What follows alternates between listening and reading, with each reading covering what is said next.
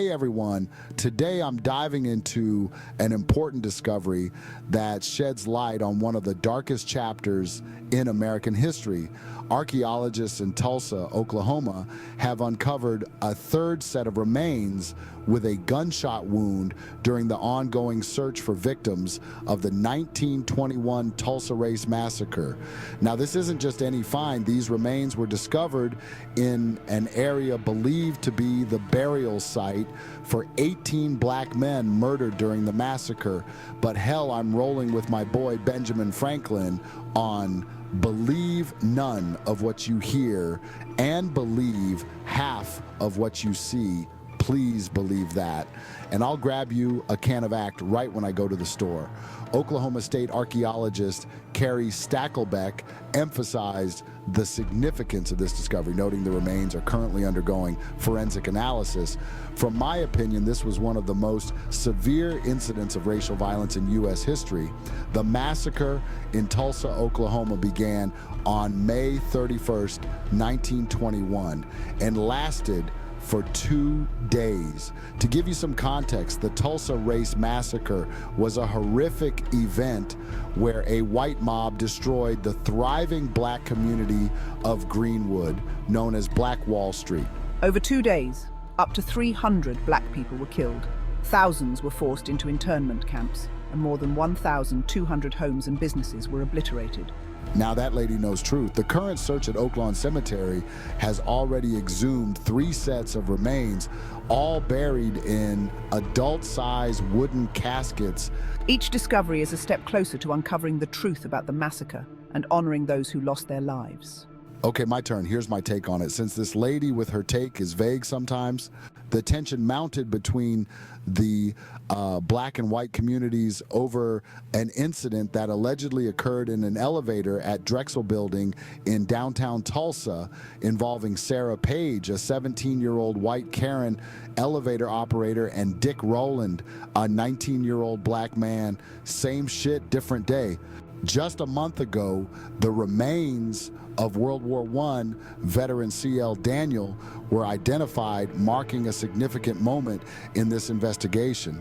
Unlike Daniel's remains, which showed no signs of gunshot wounds, this latest find provides a stark reminder of the violent nature of the massacre.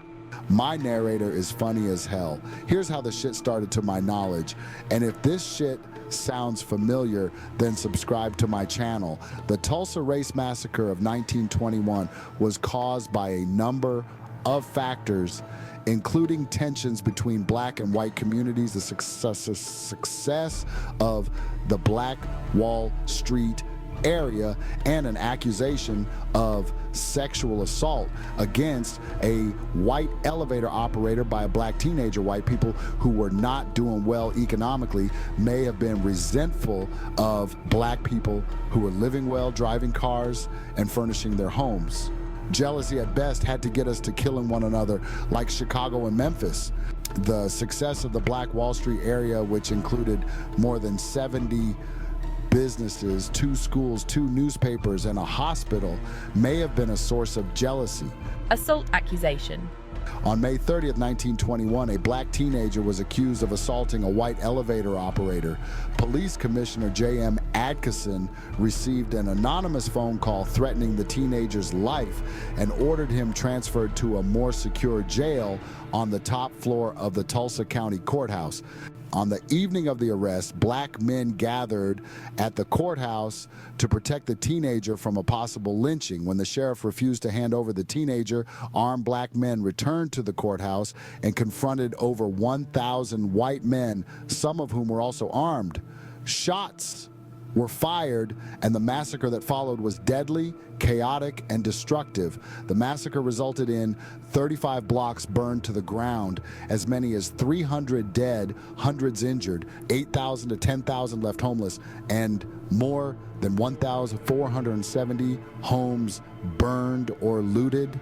The official death toll recorded at the end of the massacre on June 1st was 10 whites and 26 African Americans, but many experts now believe at least 300 people were killed.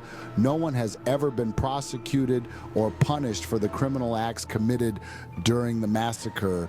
The identification process is crucial.